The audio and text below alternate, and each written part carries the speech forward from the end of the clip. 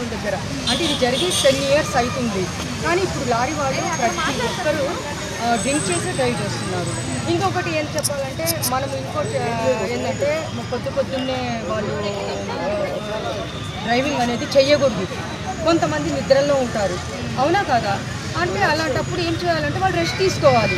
నేను తాగలేదు అని ఏమన్నా ఇప్పుడు వాళ్ళని అరెస్ట్ చేసినా కానీ వాళ్ళు దొరికిపోతారు కదా, డ్రింక్ చేశారో లేదు. ఇప్పుడు దారుణంగా 25 మెంబర్స్ అంటున్నారమ్మా. ఇంకా ఎంతమంది ఉన్నారో మనకి బయట పడాలి కదా, ఇంకా మనకి ఏం తెలియట్లేదు అక్కడ. ఇదేంటంటే మనకి ఏమిటంటే ఇప్పుడు లారీ ఓనర్స్ కానీ ఇప్పుడు డ్రైవర్లకు ఇచ్చినప్పుడు వాళ్ళకి కండిషన్స్ చెప్పాలి. మీరు రెస్ట్ తీసుకోవాలి, రెస్ట్ తీసుకొని వెళ్ళాలి, డ్రింక్ చేయకూడదు. ఓనర్స్ ఉంటారు, ఓనర్స్ వాళ్ళు ఇచ్చేస్తారు బండి. ఇచ్చేసిన తర్వాత వీళ్ళు ఇలా ఘోరం జరిగితే ఇప్పుడు ఎవరికి నష్టం చెప్పండి? ఇప్పుడు చనిపోయిన వాళ్ళ ఫ్యామిలీకి వాళ్ళకే కదా పాపం జీవితాంతం ఏడవాలి.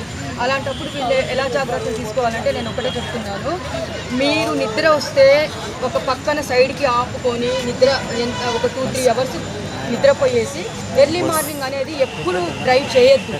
ఆ టైంలోనే మనకి నిద్ర ఎక్కువ వస్తుంటుంది. బస్ డ్రైవర్లకైనా సరే, లారీ డ్రైవర్లకైనా సరే, కార్ డ్రైవింగ్ చేసే వాళ్ళకైనా సరే, ఎవరైనా సరే పడుకోవాలి. కానీ ఇతను నాకు తప్పంతా ఎక్కడ అనిపిస్తుందంటే ఇంకా అతను డ్రింక్ చేసి ఉన్నాడేమో, ఆ మత్తు దిగలేదేమో, దూసుకొని వెళ్ళిపోయింది. ఫైనల్లీ చెప్పండి, ఇలాంటి సంఘటనలు పునరావృతం కాకుండా ఉండాలంటే ఎలాంటి చర్యలు?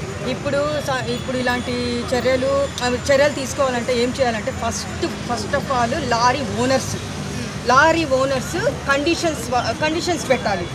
మీరు ఇలా రెస్ట్ తీసుకోవాలి, మీరు డ్రింక్ చేయకూడదు. ఇప్పుడు ఎవరికి నష్టము? మాకు ప్రాబ్లం ఎవరికి వస్తుంది? ఓనర్స్ దాకా పోతుంది. బండి ఎవరిది అనేది పట్టుకుంటే ఓనర్స్కి ఉంటుంది. ఓనర్ని అరెస్ట్ చేస్తారు, డ్రైవర్ని అరెస్ట్ చేస్తారు. మీరు ఎందుకు చెప్పరు అని చెప్పేసి, అంతే కదా. ఇప్పుడు కండిషన్స్ ఏంటంటే అమ్మా, నేను ఒకటే చెప్తున్నాను, వాళ్ళకి సేఫ్గా మీరు నిద్రపోండి. ఫస్ట్ తెల్లవారుజామున అనేది డ్రైవింగ్ పెట్టుకోకండి.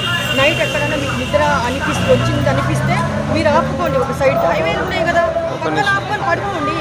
అందుకే ఇప్పుడు లారీ ఓనర్స్ అందరికీ ఇలాంటి ఇష్యూస్ జరగకూడదంటే వాళ్ళు ఓనర్స్ కండిషన్స్ పెట్టి అప్పుడు మీరు లారీ ఇవ్వండి చేతి, అది బెస్ట్. థ్యాంక్ యూ అండి.